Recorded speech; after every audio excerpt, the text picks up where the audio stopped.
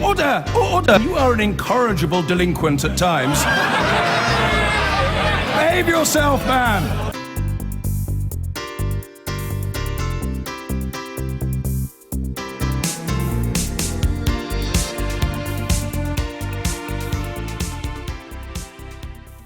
Demonstrations outside the US and inside, a judicial challenge to the Trump immigration curbs. Businesses complaining at the policy and the fall in the dollar and the Dow at the fear. It's all destabilising. And the public opposition of former President Obama. No, things didn't quieten down after the Trump presidential inauguration. Now, no one knows where the real balance of public opinion lies. Is there a quiet majority in favour of tough immigration restrictions? What we do know is that there's noisy opposition to the specific measures adopted by Donald Trump, and it includes many Conservatives here and Republicans over there. The whole idea of a Trump state visit is dividing opinion here, but let's start in the US and go over to Yalda Hakim, who is in New York for us. Yalda. Evan, we arrived at JFK Airport a few hours ago, and there seems to be things have really quietened down here. There certainly weren't the scenes of chaos that we saw over the weekend. What does remain is confusion. We spoke to a group of lawyers who have created a makeshift office at one of the terminals at the airport, and they've told us that they're aware of at least 42 people who were detained here over the weekend, and that number could be much higher. We're also hearing unverified reports that at least 9 nationals from Saudi Arabia have been detained. We're not quite sure if that is actually correct. That remains unverified. We're also being told by these lawyers that they're not getting any more information from the authorities. President Trump's supporters have welcomed the ban, and they're saying that this is exactly what he said he would do during the election campaign. His critics, which include immigration experts and security analysts, say that this won't make America any safer. Tonight, President Obama has also issued a statement in support of the protesters and says he's concerned about the ban. This remains a deeply divided nation.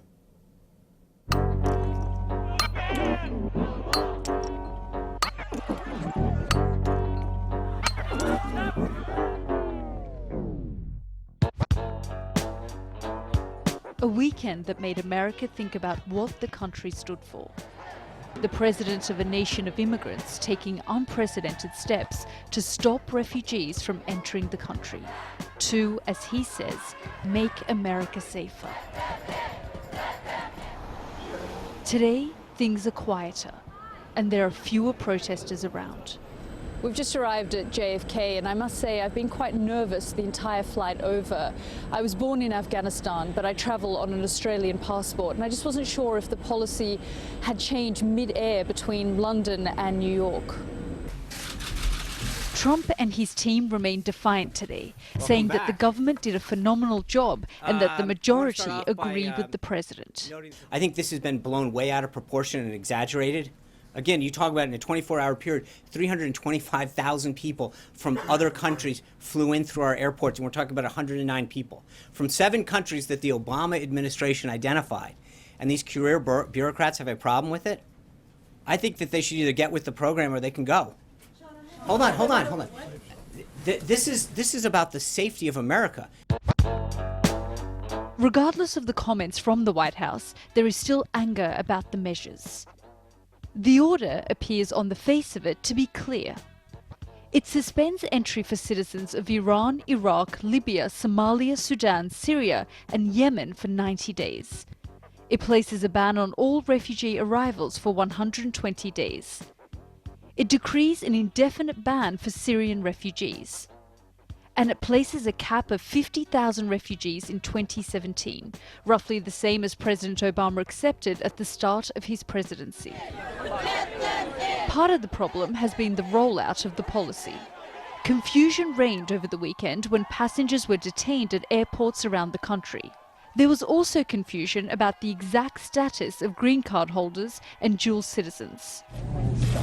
Today, Washington state launched a legal appeal against the ban, and former President Obama made his first public statement since stepping down, saying he was heartened by protests against the policy.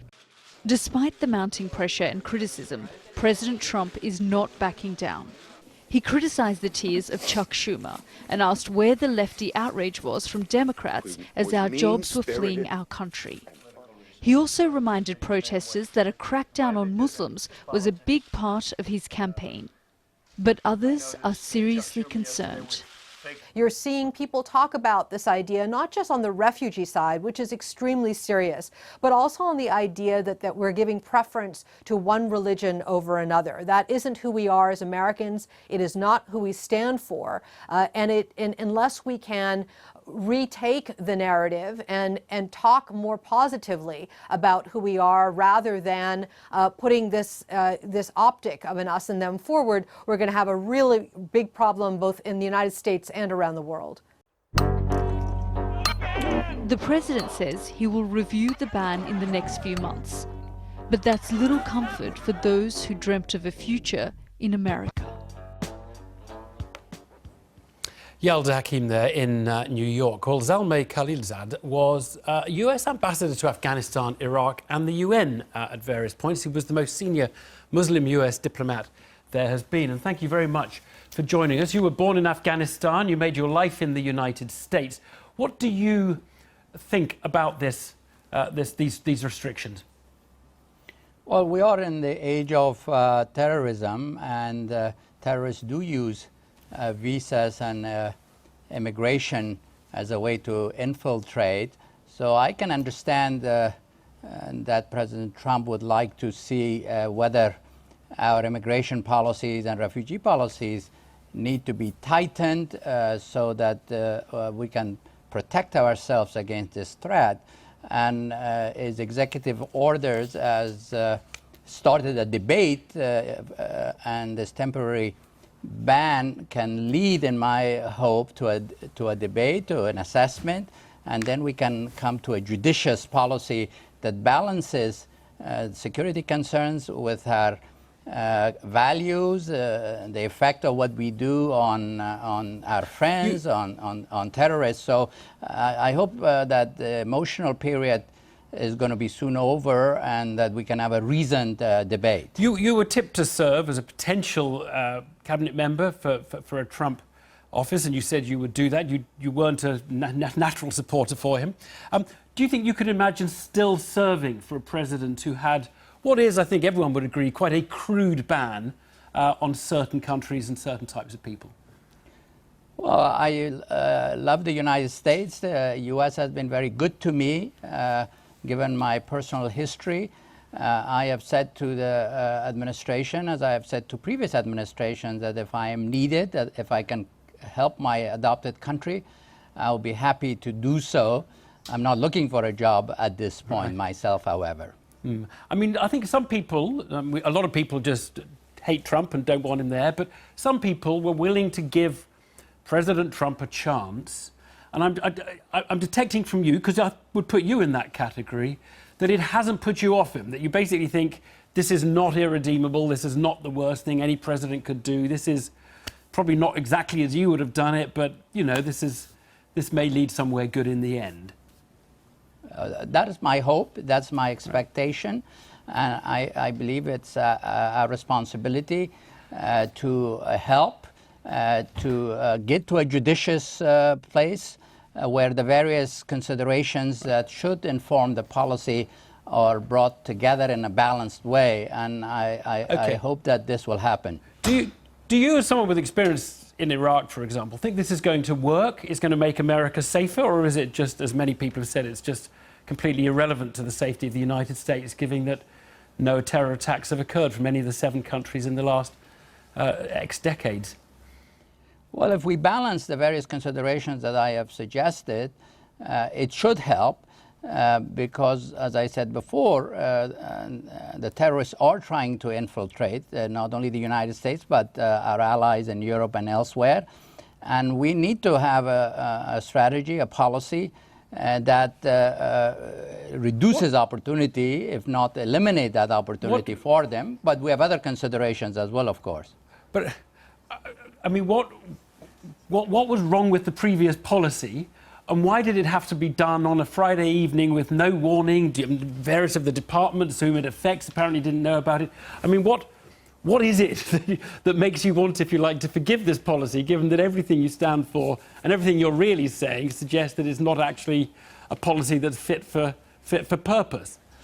Well, it's a new administration, and it has been focused on domestic circumstances, meeting campaign promises, and there could be criticism of the process by which this decision was made and the way it was announced.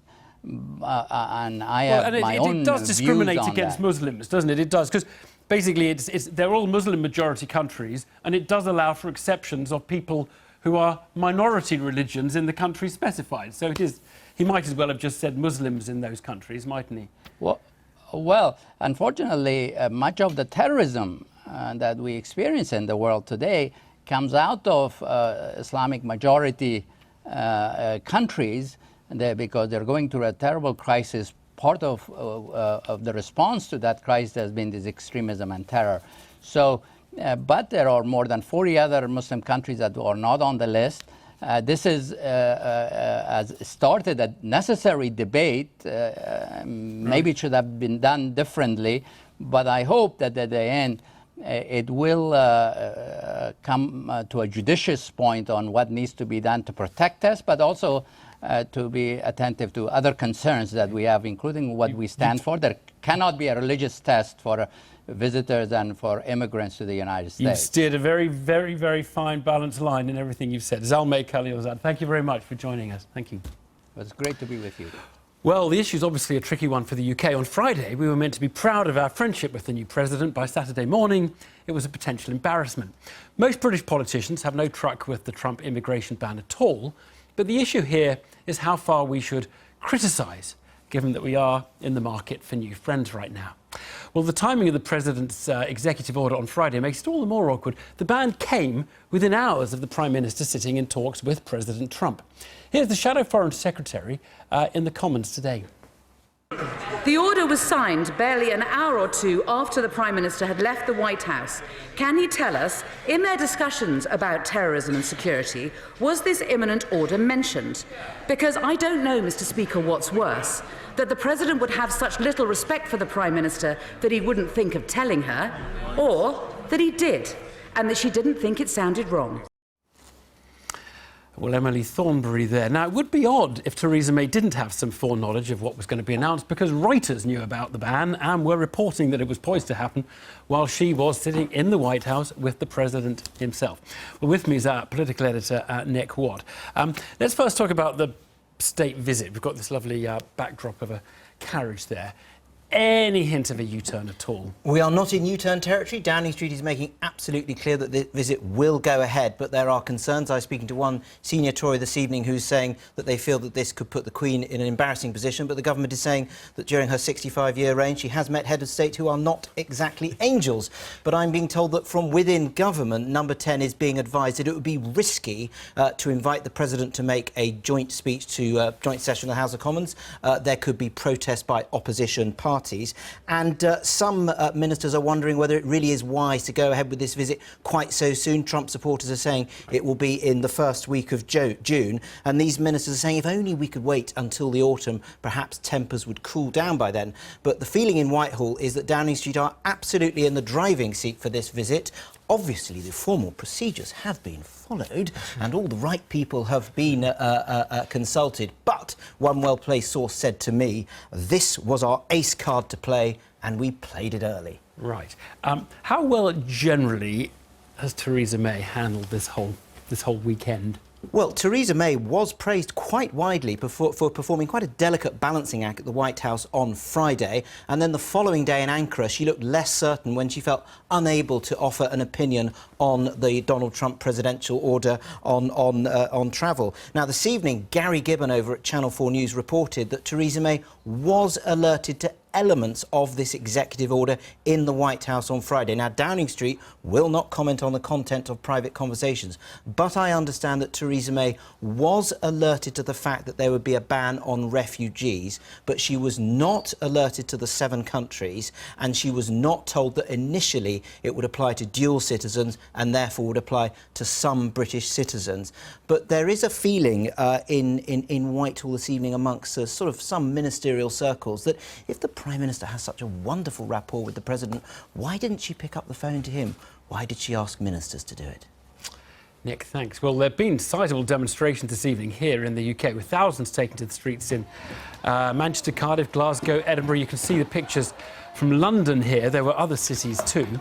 And that petition to cancel the state visits is at about 1.5 million. It was the last time we looked. There is another one. It's in favour of a state visit. It's a bit younger and quite a bit smaller.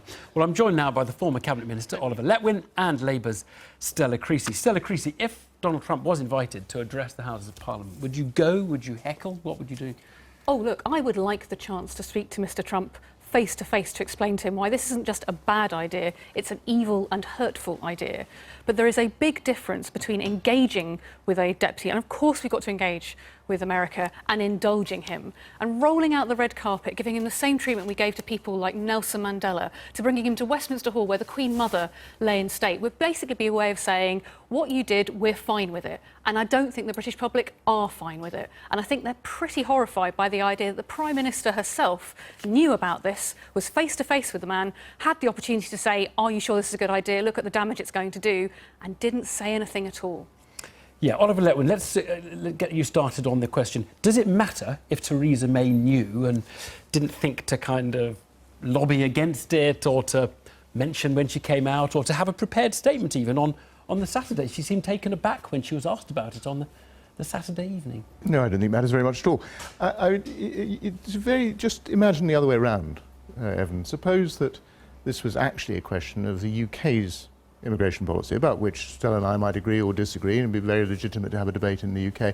Suppose we ask the question, do we think that Mr. Trump or the American public or American politicians should be deciding our immigration policy? The answer was, we think it would be an outrage for them to do so. And it's just the same this way around. This is an ally. It's an ally that has a new president. Might not have been a president I would have particularly voted for if I'd been voting as an American, but I wasn't, and I'm not American. I don't get to decide his policies. We have our policies, they're not the same. Oliver. We have to have a relationship with the United States, just as we have a relationship with President Xi when he comes here, despite the fact there are things done in China that are much more questionable than this. He's banning refugees. There are just some things in life that are so wrong, you have to say, this is wrong. It doesn't take much thought, it's just about the values that you stand for. And I'm sorry, if she even knew about that element of the policy, let alone the idea of the 7 countries involved and it was focusing on Muslims, she should have said, Mr. President, this isn't the right thing to do. If she was going to stand up for global leadership, you don't pull your punches on something as basic and principled as that. So are you, like me, an opponent of the death penalty? Yes, I am. I expected so. Do you think that a very large number of people in China are put to death each year? Yes. Do you think we therefore shouldn't have President Xi here, and Oliver, we shouldn't... She was in the room with him. She was in the room with him. Yes. She had the opportunity to stop this.